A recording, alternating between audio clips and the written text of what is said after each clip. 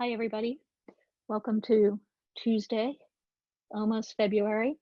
Um, Today, we are going to have Jason talk about his project to get us started, and then Caitlin's going to go outcomes.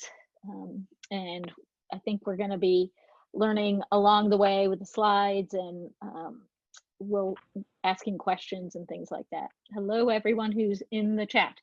I wanted to mention, are you here, Abby? Abby's not here anymore. Well, I think Abby from the YELSA office is actually going to be here today. And so we can say hi. And if at the end she's here and there's any of those burning accounting questions, one of us, because I know there have been some more accounting questions today, we can ask Abby what's up with that. So don't forget to add your, highlight your name, your library name on the agenda. And Jason, I'm just gonna have you go. Go, Jason.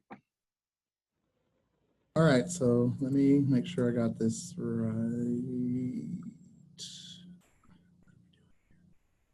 I think desktop 1 is that one, and desktop 2 is this one. So don't do desktop 2 because it'll show your email. And now that's fixed. And, Are you there? No. There we go. Let me try again. Hold on. Okay, There did you that go. work? Yes. That works. Yep. Excellent. All right. Perfect. Pop the chat out, and I think I got it all. All right. Okay, good. So my name is Jason Gonzalez. I'm with the Muskogee Public Library here in Oklahoma. We're on the east side of the state. We're one of 15 libraries that make up our library system. And let me get this. So our project, our Ready to Go project, is multifaceted. We actually have 4 main components to our grant. It was number 1 is the coding club. So we started a coding club in the fall, in October actually. And so the coding club meets every other Tuesday night from 6 to 7:30. We also have a hackathon that's coming up in April that coding club helps to plan. And so the hackathon is the first that we've ever had in our community. And it's actually a mini hackathon because it's just a one-day hackathon, and we're going to get adults. We're partnering with a local technology group. And so anyway, so that part of that coding club is to help plan or get that hackathon going. There's also a Heartland Gaming Expo component. This is a gaming convention, coding gaming convention that takes place every April. It's put on by the University of Tulsa. And so the component that we're actually looking at is that they have a competition. It's very similar to a science fair for coding. So you have 2 categories, basically. You have the category where you have a video game. You set up like a science fair. People come around, play your game, and offer you feedback. And then people vote on their favorite game. And then the other category is where you have the concept for your game. You have the artwork, you have the plot, how the game is going to, all the software specifications. So you don't have maybe an actual game, but you actually have the concept. And again, it looks just like a science fair. You have the multi or the 3-pane board and all of the description, and that's also voted on. So we're trying to include, we're encouraging kids from the coding club to participate in that. And then the final component of our Ready to Code grant was our summer video game camp. So it's a 2-week coding camp that we host here at the library. So that's the overview. I'm just going to run through what each of those looks like. Again, the coding club started in October, and it's going to run through May until the summer coding starts. This was born out of, we've been doing a coding club in the summer, and the kids were saying, you know, you do this is fun for 2 weeks. What do we do the rest of the year? So we would have hit or miss coding events, but they wanted something regularly ongoing. And so, so that's how coding club came about. So again, we do it from Tuesday from 6 to 7:30 every other Tuesday. Also, don't hesitate to break in. And if you have a question, it's probably easier to catch it right now for me than any other time. So with Coding Club, my focus or my goal is to get kids excited or interested about coding, and maybe kids that maybe not have been interested or were aware that they might have an interest in coding. So we also support coders, but really predominantly I'm just trying to get in a recreation format kids excited about coding. So with our format, with our Coding Club, is that we look at a different coding platform every time we come together. So that's challenging in itself. But so here we have the first time we met, we looked at Scratch. Specifically, we looked at a bullet bill project and we remixed it. So we looked at all the different ways we could remix it. Then the next time we got together, we looked at Game Maker and worked on maze games. So they could make one from scratch, the maze game, or I had preloaded maze games that they could go in and remix, meaning they can go and customize it or add it and see how that worked. Then the next time we got together, we looked at Firefox's X-ray goggles. So I'm very fluid with our Coding Club. I actually had something planned for that night of the goggles, but I also want the kids to make the club their own. I don't want this to be a classroom setting where I have a strict agenda. So on the X-ray goggle night, I try to encourage the kids to present something at the beginning of club. So at the beginning of that particular session, a kid really likes the Firefox X-ray goggles app. So they gave a 10-minute presentation on it, and then all the other kids spent the rest of the hour and a half using X-ray goggles. So that was fine. We went ahead and just transitioned to that. Another time a kid had read a book called Girls Who Code, and it was a fictional elementary age book, but she had read it over Christmas, was excited to share it with me. So I asked her if she didn't mind to give a book talk on it at club, and she said sure. So she gave a book talk on it. Another kid made their own computer using a Raspberry Pi 3, and they went ahead and presented on that at another one. So again, trying to get the club so that the youth are engaged in it as well. They're a part of the club as much as I am. So we've also looked at another session, Python chatbot. We've done Twine. We've done Little Bits Coding Kit. And then we just recently did Sonic Pi at our last session. So we're looking at a different one every time we get together. And this is an actual shot of one of our coding sessions. We have we've worked up to, started with 3 kids in October, and now we're up to 15 kids that come regularly. So it's growing really well. Of those 15 kids, 8 are females and 7 are males. We have almost an even split. The majority, though, I've kind of been surprised, are 5th graders. Again, our Coding Club is open to kids 5th through 12th grade, which I thought, we'll see how that works, but predominantly, and we haven't targeted one age per se, but the majority are 5th graders. We do have a 10th grader and an 11th grader that come regularly. And we do have a sprinkling of some 6th, 7th, and 8th, but the majority, I would say, is probably at least half are 5th graders for some reason. All right. Another shot from our Coding Club.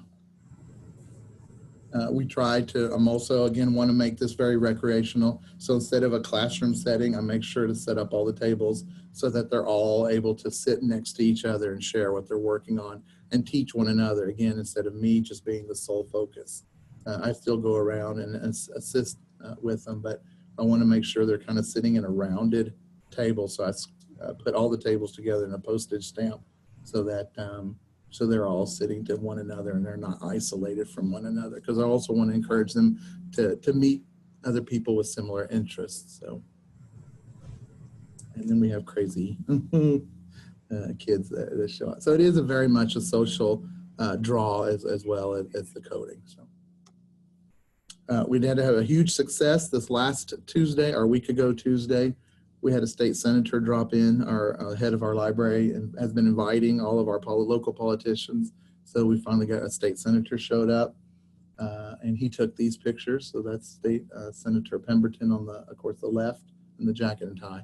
So he showed up to our Sonic Pi meeting. And so he just observed for about an hour, and then he ended up making a Facebook post about the wonderful things that are going on here, and how the library was a part of that. So that was a huge success story for us. So that's the coding club in a nutshell. The mini hackathon, this is where we are right now. We have an agenda. Again, it's going to be small, see how that works, but we'll start at 10. And again, you can see the agenda there. We'll spend some time hacking from 11 to 4 and doing presentations, but it's going to be open to all ages. And again, we are working with a local adult tech group to help facilitate that as well. But the kids are working on the agenda themselves and making suggestions and recommendations. Then we move into the Heartland Gaming Expo. Again, this is put on by the University of Tulsa. And while it's called a gaming convention, it's really focused on coding. So there's lots of breakout sessions that talk about coding. And so I always encourage the kids to go every year, but we're going to try to be an active participant in the competitions this year. And then finally, our biggest, one of the biggest components of our grant is the Learn, Create, Share video game camp. It's a 2-week camp in the summer. It meets Monday through Friday. They meet for 3 hours every day. We break them up into 2 different groups. So 5th and 6th graders meet in the morning for 3 hours, and then 7th and 8th graders meet for 3 hours in the afternoon every day. And again, we use video game kind of the way to package it around, but we're just trying to get them interested in coding. So that first week, the younger kids use Scratch. So we're showing them the basics of Scratch every day, but we do challenges. So we might say, hey, how do you move the cat from the left side of the screen to the right side of the screen? So they'll work through that. And then every day it's some different challenges. And then the last week, they actually are working on making a game. Again, there's a lot more to it. We talk a lot about games because even adults, we don't think about, okay, what makes a game a game? So we have about 30 minutes of discussion. We play different types of video games. So we'll play recreational games. We'll play games that have political agendas. We may play games that have educational component. For example, there's a game where is teaching kids or encouraging kids to take their cancer medicine. So we show that. So I show them different types of games and get them to thinking about what they like to see in games, and so they can incorporate that in their design. So it's not just strictly learning code. Well, that's the biggest part of it. We do again, since we're there for 3 hours, we want to break it up. So there's lots of social activity, lots of opportunities for them to discuss, and then a lot of times for them to share with their peers. So here's a session where, again, in coding camp, in this recent one, they're doing a rock, scissors, paper, because we're showing, again, just a simple what makes a game a game. So they're running around, they're meeting the people that are going to be in the camp, so they feel more at ease sharing with one another. And then the counselors are also encouraged to get in on it as well. So here's a counselor playing the game with them as well, because they need to be at ease with one another as they are with the counselor. So it's pretty laid back. And then we also allot time for them to play one another's games. So on this screen, he's testing out her game, trying to see how to play. And then we talk a lot about constructive criticism. So getting away from, I hate that game, to, hey, maybe I don't like to use the AWSD controls. I'd rather use the cursor controls, or I'd rather use a mouse to move. And so how do we offer that constructive criticism? So, and in the title of our program, Learn, Create, Share, again, they're going to learn how to make it. They're going to create their projects, and then they're going to share them with one another. And then maybe we do a circular loop and go back to the drawing board, and you can either take the suggestions or, hey, you're satisfied with the way it is. So this is a pulled out shot. So sometimes we'll put their games up on a big screen so the whole group can see. So some of them that volunteer to put it up on the big screen. So she is creating this elaborate maze game. And so that's what that kind of looks like, just to give you an idea. Another example of them playing a game and seeing what they like about the game, what they dislike about and this is just a commercial-based game. And we don't do any kind of competitions, so I don't give awards for best video game or best design or anything, because I want them to feel empowered to try things. So if I give them a competition, they're less likely to take a chance or to experiment with the technique. So then we don't do any kind of competition, so they feel. So in this example, this kid wanted to put himself in the game, so he's like, hey, how can I do that? And so we took a picture, we showed him how to take a picture of himself and then use photo imaging software to cut himself out and then import himself into his Scratch game. So it worked out okay, what he's wanting, but again, it was a learning curve for him, but he decided to test it out, which I don't think he would have, again, if we had done some kind of competition and things like that. That makes sense. We also introduced them to technology. So we have some Oculus Rift goggles here. So we're showing them other types of platforms, because in this, one of our goals is to make them aware of the different types of technology that are available to them. So they get to play with a lot of technology. We set aside time for that. Okay, the only other thing, and this is probably not going to work, is I had brought up, let me do this. Let me do this and do this and do this. All right, so we have a logic model. So this is pretty important to what we do. With this logic model, these are the outcomes. So this is pretty important for our programs because we want to know, hey, what are our goals for this program? So I have specific a direction that we're going. So in this example, we have initial, intermediate, and long-term outcomes. The long-term outcomes, yes, they're difficult to measure, but our initial outcomes are very simple to measure. So we wanted kids with our summer coding camp to be responsible users of technology. So we do pre and post testing, so at the beginning of our camp and at the end of our camp, but we make sure that we allot time to talk about responsible use of technology. So every year we try to pick a theme. One year we were picking cyberbullying, but then this past year we were talking about civility. And so for the civility one, we had them do random acts of kindness every day. So every session we'd kick off, I would tell them, okay, you need to give a note to someone tomorrow, or before we meet back together. And then tomorrow we'll have a show of hands to see how many gave them a random act or a note that showed they were appreciative for something. And so we kind of kept track of that through every day in camp. And so, but again, I know that that's one of our initial outcomes is the responsible use. So I tie it back into technology. Then learning how to create media, original media, again, seeing what they can create in coding camp as far as original games and using their own media. Making new friends with shared interests. We also assess how, we ask each of the counselors to assess at the beginning and end of camp where they thought how social kids were, whether they were loners or stuck to themselves, where they were really social, and where they did, show an improvement. And then we combine all of those metrics together to create one final document so that not any one counselor biases the whole camp, if that makes sense.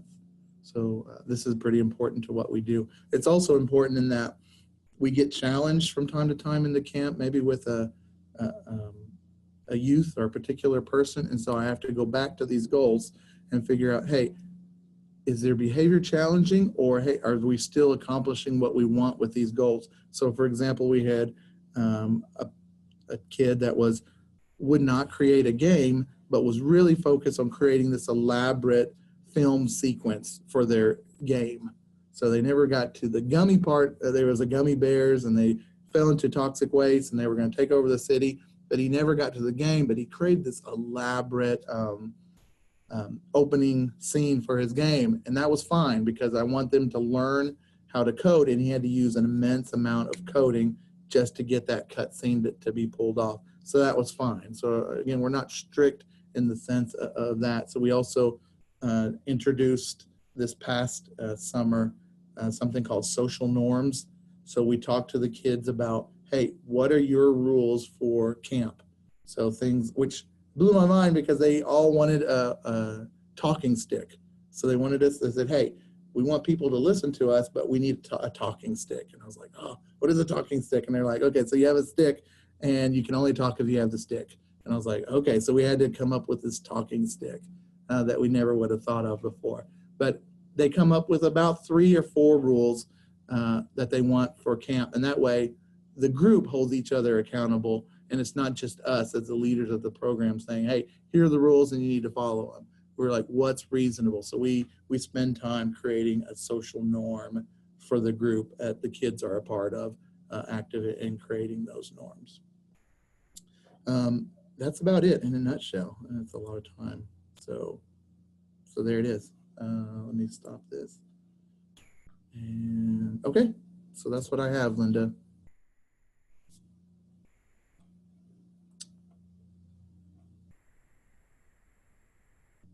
I don't even see Linda here anymore. Did we lose Linda? Oh, there No, she is. I'm here. I'm here. It's Jason. No, I'm here. There was lots of good discussion going on there. And Jason, a couple of people are hoping you will upload the logic model. Oh yeah, sure, definitely. And then there's a couple of other questions in there that I know. I was so think you focused on talking, I couldn't keep up with. I know. So there were a couple of there's one about Stacy was asking about the image in the scratch game. Research it. She says, did you teach him how to enter his image in the scratch game, or did he have to do the research himself? No, we showed him. I do tell the counselors, and as me as a rule, do not touch the keyboards and do not touch the computers. Tell the kids and let them do it. I don't want us to take over and do it for them, but we did in that case because of limited time. You know, you think 3 hours is a long time, but it's really short. And so we talked him through it. And so, yeah. Cool. Thank you. But we made them do it.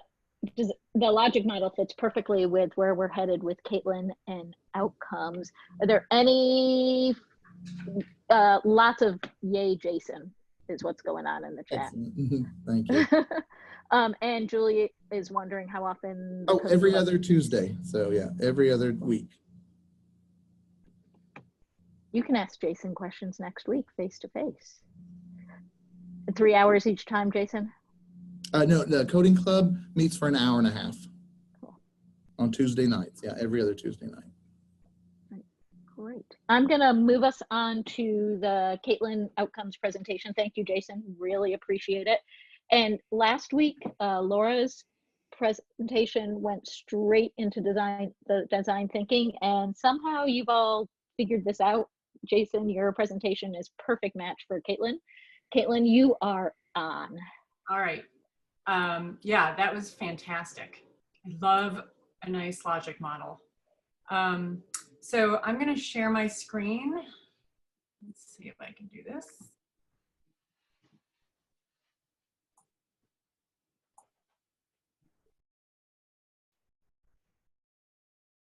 Okay. Do you guys see my slides? Yes? Yes. Okay. We see it. So I'm going to kind of, I have way too many slides for this amount of time, and I already did that. So we're just going to, the more we kind of go through from week to week, the more interesting it is to hear you guys talk as opposed to somebody talking at you. And the work that you're all doing is amazing. And just hearing from Jason, it's really clear how much you all are thinking about outcomes and perhaps assessment strategies too. So today I have some slides and some stuff to present, but really I want to hear from you guys. So I'm going to have some prompts for everybody. And I don't know if somebody can just tell me what chat things are coming up, if anything's important, Linda, maybe I'll volunteer you. But I'll share the whole slide set afterwards. So if there's anything we didn't cover that might be useful to you, you'll get them afterward. So today, I really want to get us to thinking about outcomes. So some sort of measurable change for individuals or groups or organizations or communities, right? It doesn't just have to be at the kid level. And then how we're thinking of assessing those outcomes. So is your program achieving what you want it to? And then also what kind of supports that you need or want, or stuff that you're using that you find really useful, like Jason's logic model seems to have generated some interest. So this, I just wanted to start with this. This is just a word cloud of in the applications that you submitted for phase 3. These are your library's kind of most used terms in that section where we ask you to say, what are your goals for this program and how do you want to assess them? So here I'm seeing it's very clear that coding skills is kind of front and center, but there are also some terms like community, identity, create, so that's very exciting. And then the kind of method that we're seeing that's the biggest, I think, here is surveys. And we'll come back to that, but I just wanted to kind of get an overview of what you said at the beginning, even though as these programs go on, it's likely that things are changing, right? Your goals might be changing, or what you see changing as a result of your programs might be different than you initially thought it was. So the first section of what I want to think about, or what I want to talk about, is just thinking about outcomes, and then how to make outcomes and these assessments meaningful. So of course, we asked you to write that in your application. What are your intended outcomes and how you're going to measure it? And we're asking you to do some sort of an evaluation for your program, right? But so that's something you have to do, and maybe some programs you have to do some sort of evaluation or assessment. But that's not really meaningful to you, right? Or your communities. So at its best, outcomes and assessment should be something that's truly meaningful. So here's the first slide where I kind of want to hear from you guys. The first part of making it meaningful is, what do you care about, and really articulating that. So at a high level, we're all hoping that your programs will make some sort of a difference, right? But what is it that you're trying to change for individuals or families or organizations or the community? So kind of thinking about those different levels. And some of you might really just be focused on the kids, and that was pretty apparent from that word cloud. But I know that some of you are also focusing on different levels of analysis. And then really getting to this other change. So even if you're talking about something like coding skills for the kids in my community, I want them to increase. Why? Why does that matter for your community, for the kids in your community, for the families, for your library? So if I just wanted to kind of open up for that for a couple of minutes to talk about those kind of questions for the programs you're doing, with the understanding that there's no right or wrong outcome, for sure.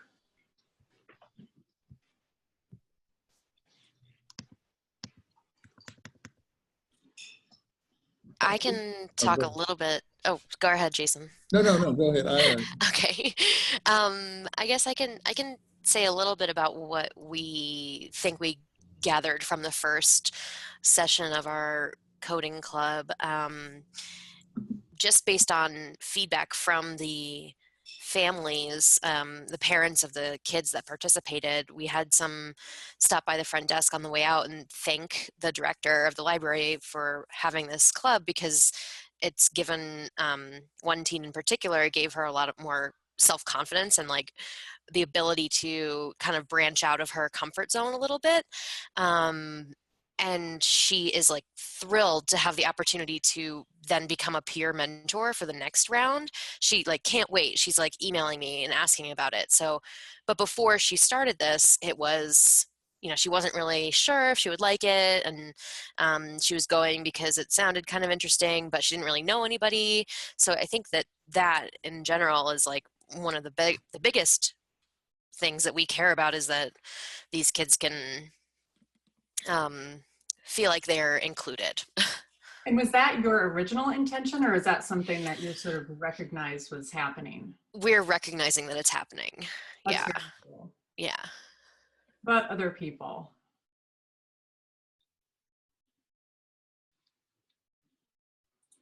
I think for us, definitely one of our philosophies is getting our guiding principles is to get the technology into our youth and the community's hands that don't have access to it any other place. So we had did an evaluation of our school system, and no one was teaching coding. And so these kids didn't have access to that. Or if they did some coding, it was limited to programs that where they identified kids as high academic achievers, called gifted and talented. And so it was leaving out kids that maybe are not as academically accomplished, but they're still interested in coding.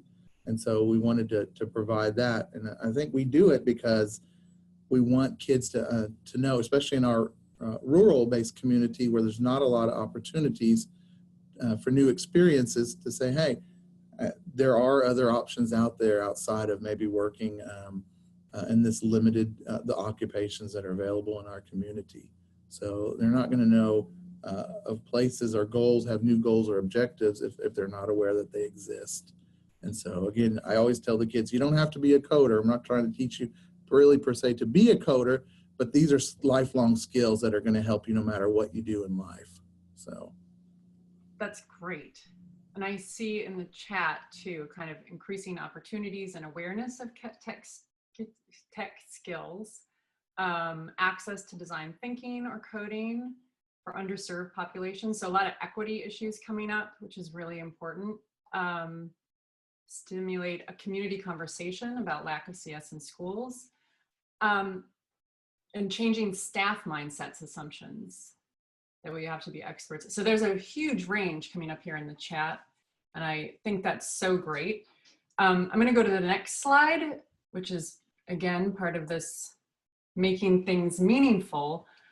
And so what do your stakeholders care about? So there's a lot I'm seeing in the chat and from what you guys are saying about changing mindsets or perceptions, increasing access and to these opportunities for kids, especially that are underserved. So is that aligning with your stakeholders for these programs, or do you think there's anything that's differing? Like some parents, for example, might just want a place for their kids to go and feel comfortable and make friends during after school hours. And not that that's not in alignment with learning computational thinking and coding, but that's important, right? You want to make sure that both are aligning. So is there any play, I just want to kind of throw this one out to people, if there are other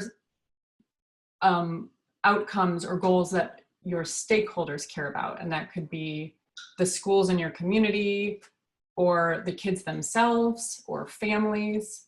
Is there anything like this that's come up for people that you're thinking about?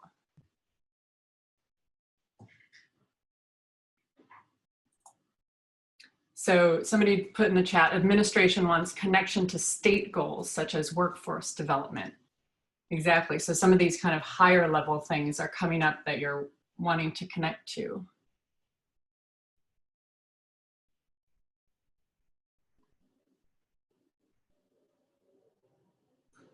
How about parents? Parents in particular seem to be coming up when we're talking about programs for younger kids, and maybe parents not necessarily yet having the drive to have their kids engaging in computational thinking.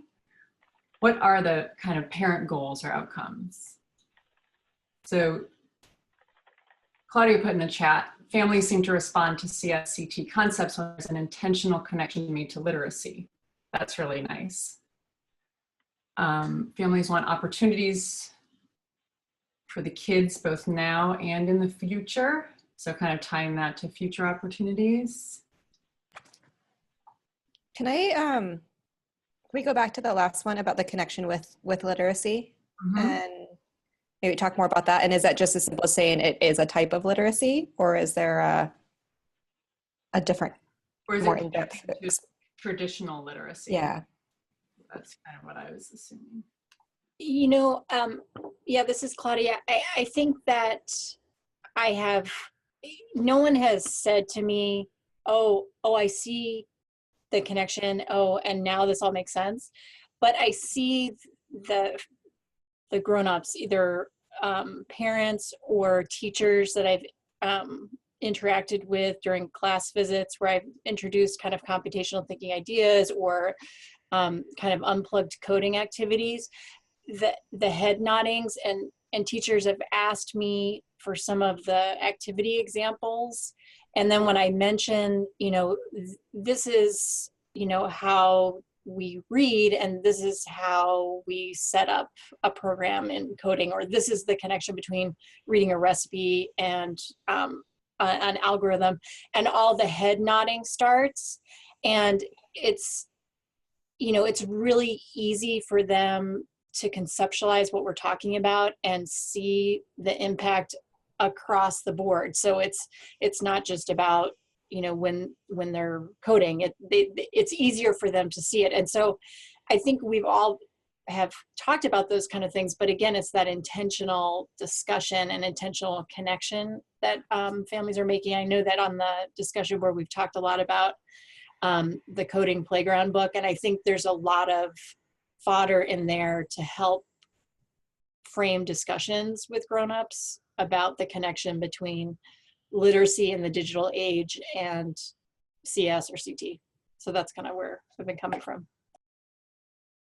That's great. And there's a lot of really interesting things coming up in the chat too.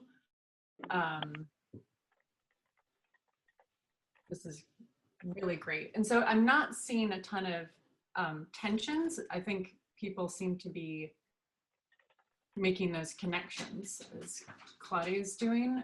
But again, this is another piece to really make the outcomes that you're putting together and assessments you're trying to do meaningful, is if you can connect them, not just to what you and your libraries are intentionally trying to do, but to what your stakeholders care about.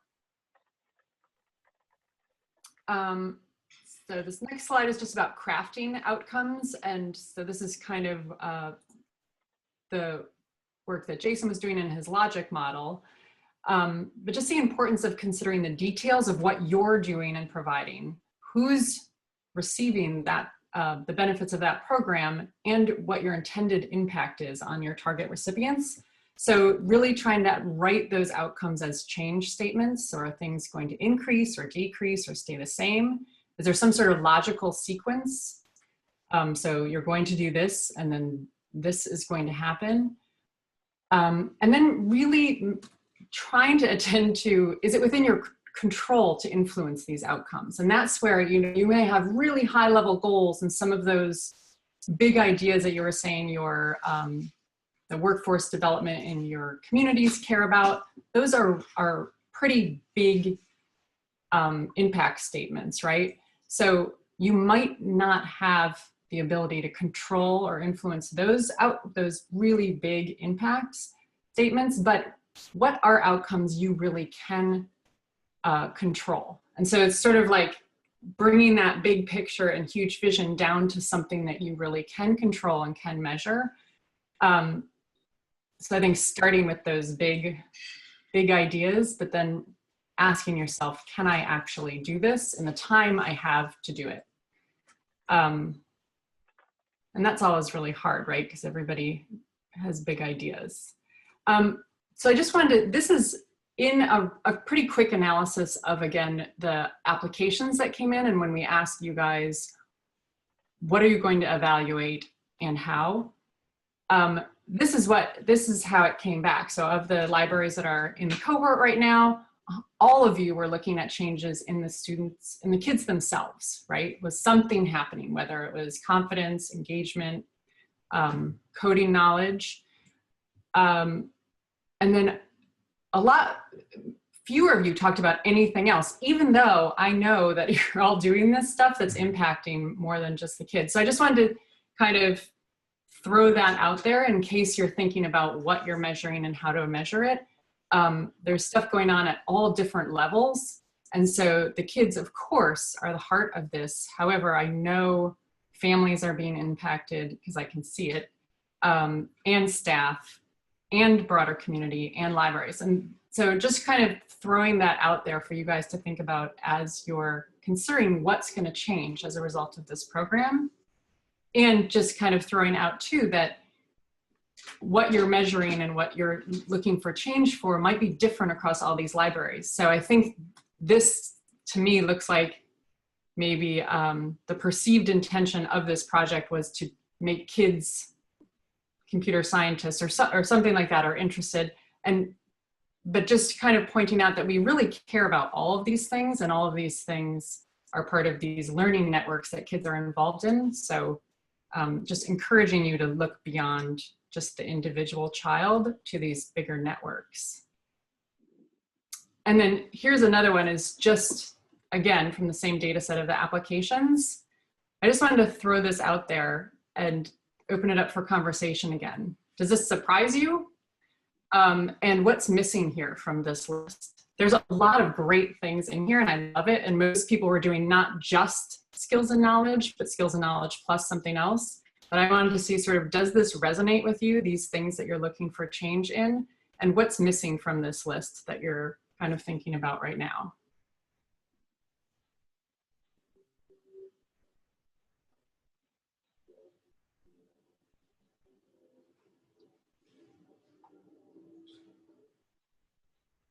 I don't know if I'm missing something, but I don't see anything related to like community at large, right? Like when you bring these programs at different locations, right? You're impacting a community, directly, right?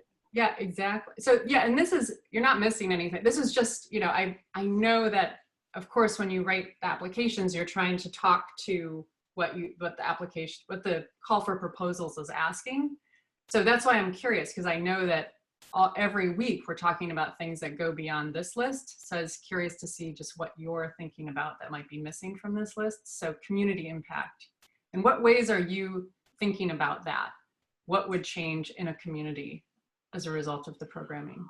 Well, exposure in two things, right? Like I have like youth leaders who are actually part of this program. So providing those leadership opportunities to these young people, and how the affiliation they create with the library changes, but sort of like the impact when they bring these skills and then this way of thinking, not only with computational thinking, but as like a leader that is able to help the librarian lead a workshop, and how that's going to have an impact when that student goes into the community, becomes, right, a part of something that uses that experience at a starting point, etc. Yeah, that's one thing, right? That's cool. So almost what they're doing after they leave your program. Right, or the parents who bring the kids to the workshop and then they decide to stay there, right, throughout the whole thing, even when they're not participating.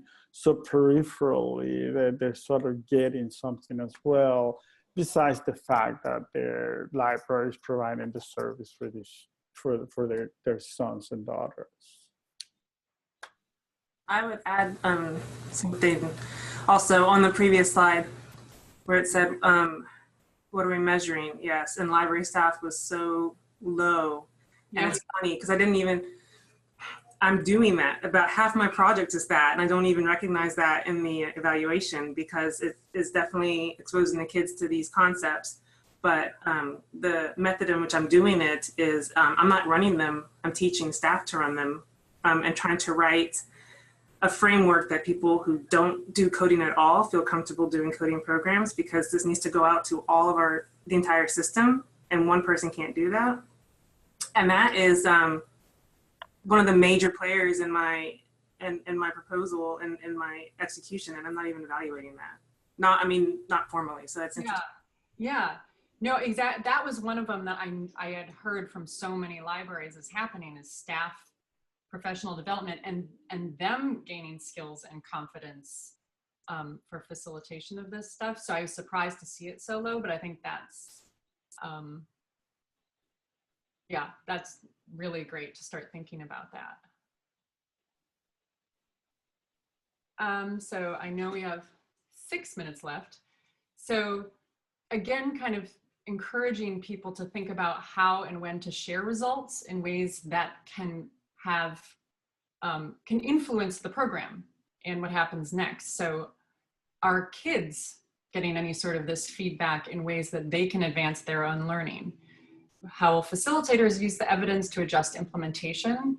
And then how will the libraries use evidence to improve their program offerings to better serve the community? So it can sort of, those are some audiences that it might be useful to share your outcomes and assessments and results from these programs with, not just to say, check, I've done that, or here's the evaluation, but really to make these programs even better, to have the kids think on an individual level and have staff and libraries think at more of a programmatic level, and then even beyond. I think sharing it with other people in the community could be great too.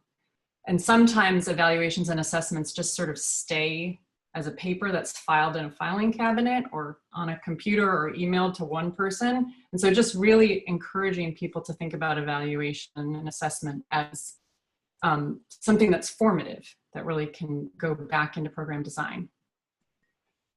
And then I have some strategies, and we have no time, so I'm just going to kind of whip through these, but I'm going to share this slide set, and I'd love to continue the conversation about what strategies to use, and especially in ways that make your outcomes, so you're able to measure those outcomes, and in a way that you're able to equitably measure those outcomes. So just quickly, so you're sitting there, you have your great outcomes that you hope to attain, and how will you know if you've achieved those outcomes? You can really think about this as the bridge between kind of outcomes and the data collection process as indicators. So how can you measure something that indicates that you've reached these outcomes? So indicators are specific and observable or measurable, and they provide information that describes characteristics or those changes. So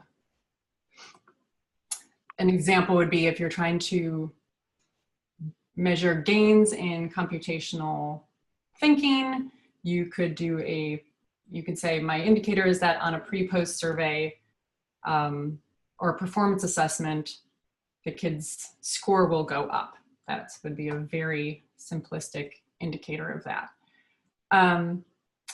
And then I just want to make a plug for thinking about where you are and who you're working with, because at the end of the day, these assessments are all statements of value. So what you're saying you care about and why it's so important to think about what your stakeholders care about is these are all values, right? And what might be successful as an outcome in one community might be completely different somewhere else. And that's where there's such a potential for libraries. Unlike schools, you don't have the same sort of top-down standards that you're having to adhere to for every child or expectation. You can really be more equitable in what you're trying to do for your community at this time, given where they are.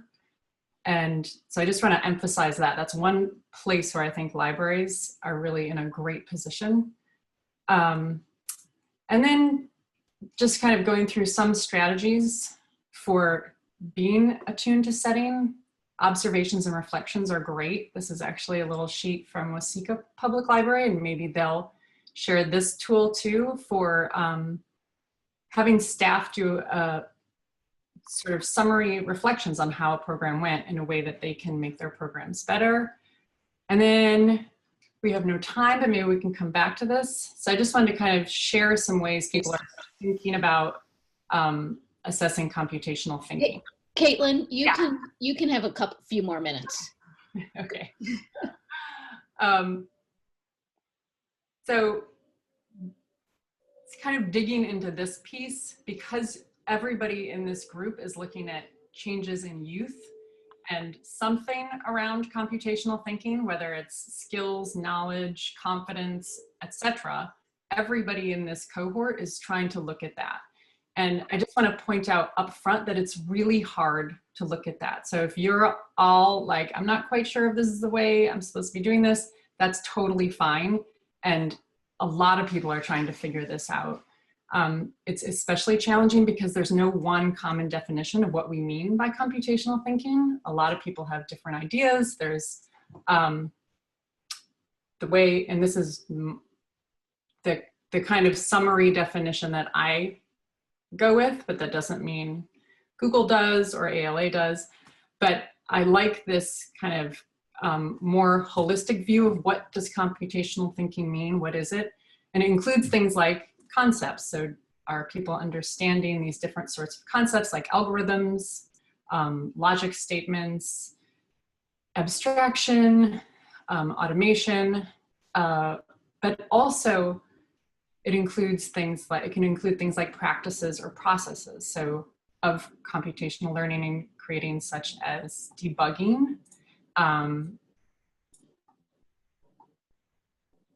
decomposition, just designing and implementing solutions using computational strategies. And then third, whoops, keep advancing. Third part of computational thinking and part that matters, and I think libraries can really excel at, especially given the focus on equity that I hear people talking about over and over again in this group, is really looking at computational perspectives and identities. And so things like including a sense of belonging in a broader computational community, that feeling that this is something that you can do and contribute to, and a feeling of being empowered to develop solutions and problems to your lives using computational thinking and strategies. So I put a little star there because I think that's one of those places that libraries have a special place for that. And I see it in all the work that you guys are doing. So really briefly, again, this is from the application. Surveys was the way people were thinking of measuring changes in computational thinking something, whether it's concepts, practices, or identities.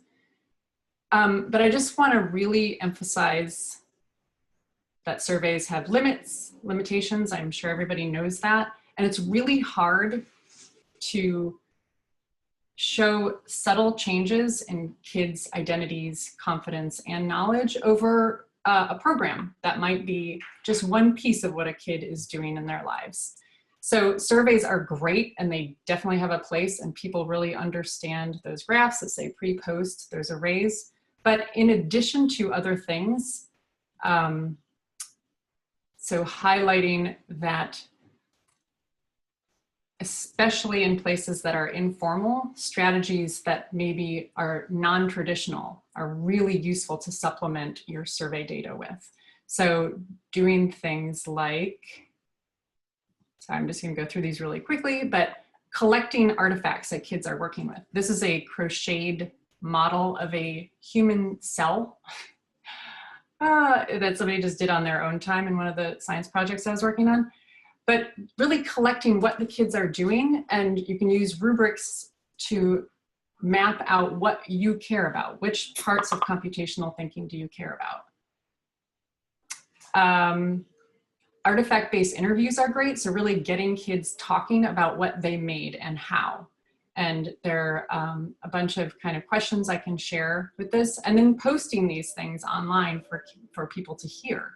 And this really identifies language kids start using and logic as they explain how they made something, how it works. Portfolios, so this is one where you can really start to gather what learners are doing over time. And libraries have this amazing ability to stay with kids and families across more than just a classroom year, right? It can go across multiple years or multiple programs. And then self and peer review. So really having, and a lot of people are doing this too, as they have kids present their work in showcases and have kids critique each other, and capturing that data and what they're saying. And then kind of really just kind of blowing out strategies. But I see a lot of people collecting data on circulation data in libraries, and really trying to map things by zip code is one strategy that's really gaining a lot of traction here, and looking at, so who's doing what? So these are maps of where coding opportunities are in the city of Chicago, and disconnects between sports and wellness opportunities outside of school and coding, but you can really start to see neighborhoods maybe that aren't being served as well, or who's really taking off in these areas. Maps over time, where you can kind of timeline kids' learning development, or social network connections. And there's a lot of links in there, and I'll share these slides. And we have no time to talk about this, but maybe I'll kind of launch this question in the community of practice online. And more links. You are a librarian at heart, Caitlin. The resources are awesome. Thank you. And if does anyone have a question as we transition just into general questions about the project and what things we need at what point or any of that? Questions for Caitlin, questions for Micah, me, Nikki? And feel free to email or, yeah, if we don't have time to do it here, because I'm happy to talk about strategies for assessment and evaluation as you guys are doing this work. And if it seems like a good idea, you know, Caitlin, at the beginning, you mentioned sort of transitioning these sessions to more cohort member focus rather than speaker focus or facilitator focus. And maybe we could do a session if people are interested on outcomes, but just a general, like, what are your challenges? And you could be there, Caitlin, to help. Yeah. Right? Great. Yeah, okay. Exactly. So if that sounds good to people, you should let us know. Marika, anything on your end? So I did want to raise in, I guess, the last couple minutes about the video thing, Linda. Is that okay? Yeah, go for it. Okay. So I just recently became aware of something that they're doing at midwinter this year that maybe they've done before, but I have missed. And I put a link in our agenda. But basically what it is there's a video setup there that is free to use, and you just sign up for a time. And it occurred to me that it's some kind of opportunity. I don't know exactly what, but you're all going to be there, or many of you are going to be there. And could we set aside some time in the afternoon and just take a chunk of slots, and then between us come up with, 3 questions, and whoever wants to can talk about or answer the questions or whatever. So you can tell I'm only just thinking about it, but it did seem like, wow, the equipment is there and you guys are there. Is there something that we should try and put together to take advantage of both? So we can continue that conversation via email, might be easiest on our listserv. And if anybody wants to head that up with me or between you guys, then just let me know. But anyway, that's what that is about. And last I looked this afternoon, there were a ton of slots, I think on the Saturday when many of you will be there. So anyway. So maybe we should do Saturday, and Marika, Sarah says, love that idea. So. Oh, good. Okay. Yeah. So maybe, and Sarah, maybe you want to head things up. I know. That's what happens. I'm going to write down people's names. But Marika, should we sign up / meaning you for Saturday afternoon slots? Because that's when most people are going to be around, right? I think that's, yeah, Okay. I can do that. And then we can always cancel if we need to. Yeah, I don't know any of the details about it. One of my colleagues here is using it or working with someone to use it. And it seems like everything is there. I am not a video person, but stuff is there and people are there to help. So I think we can do it. So yeah, I'll take a chunk of afternoon time. After lunch. Yeah. Yes, after lunch. And then the other thing, people asked last week about the virtual version of that we're doing, and we are going to do it via Zoom.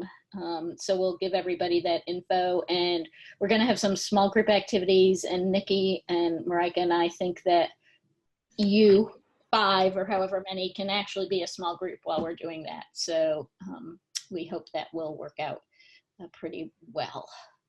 What else? Nikki, you're muted.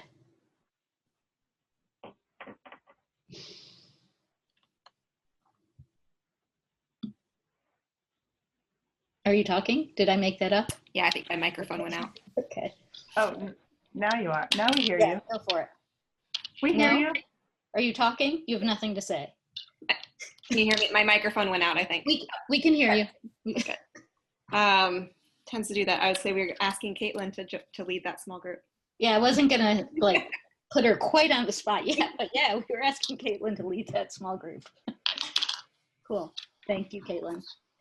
All right, anything we're missing? Questions? And we have an agenda that I think we're just gonna get the skeleton to you all probably when I send out the Friday email. Would probably be a good way to do it. Is that it? All right. Thanks, everybody. Have a good Thank week. you. And no live session next week except when we're face to face. Literally, when we're face to face. A very live session. A very live session. Great. Have a good week, everybody. Bye, Thanks, everybody. Caitlin.